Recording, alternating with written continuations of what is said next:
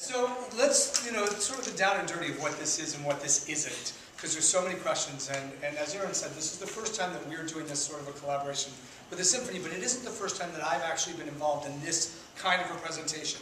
What makes this one particularly unique for me is that it's the second time that I've ever done a show where we're actually doing a concert version, but we are actually doing it off book, which is why the scripts were sent, etc. Because usually in these kind of situations, we have the book in hand. One of the things that the symphony really wanted to try to do was give the essence of the play, non-concert version, with sort of a simplistic staging, and the heart of the music as well. So really, the version of the play that you have in front of you is in an effort to make sure that we're really telling the story quickly and cleanly, not missing any of the beats of the storytelling, but really focusing on the music. It's a 47-piece orchestra that's going to be backing you up on this stage. The way it's going to happen is the orchestra is going to be center stage and be this sort of center jewel of the physical production, and it's surrounded by beautiful, this sort of like beautiful, elegant ballroom, so to speak. It's what the set is for this thing. We have a 50-member choir that will be stage left on risers, and then we are stage right. And we have our chairs going to be set up stage right, and what will happen is we're going to use the apron of the stage to do our simplistic staging. We're going to use only the props that are absolutely necessary, which we have some of in the room, it's very large.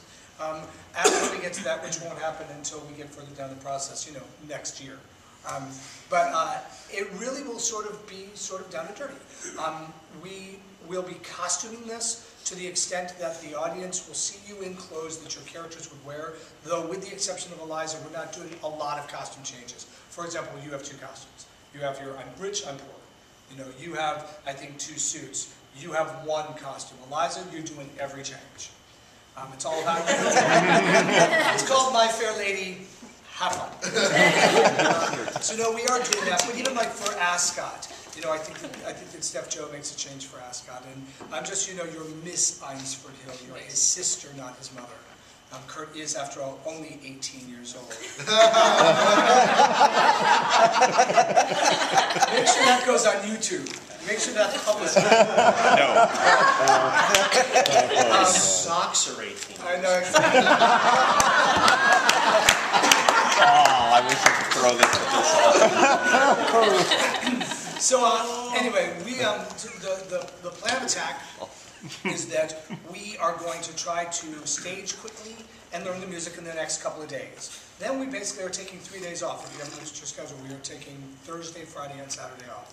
When we come back on Sunday is when you need to sort of know what your dialogue is, which I think is a good sort of logical way to work with this so that you're not trying to punt as we're going through staging. These next couple of days. We'll finish staging on Sunday, and then we still have Monday, Tuesday, Wednesday, Thursday of next week to continue to work on this. So although it seems fast, it really, in reality, it isn't. We, fortunately, I'm so blessed to have the cast that we have, because in some cases you've done the shows before, and if you haven't done the show before, I know enough about your history to know that this is going to be, not difficult for you at all. And thrilling for audiences, because I think that this could be something that could be an ongoing thing. It's thrilling for Lancaster to have these two arts organizations join forces. To be able to have a symphony to support this kind of a text, this show, which is so brilliant. It isn't broken. This is one of those shows that's just not broken. But how often do you get to sing with a 47-piece orchestra?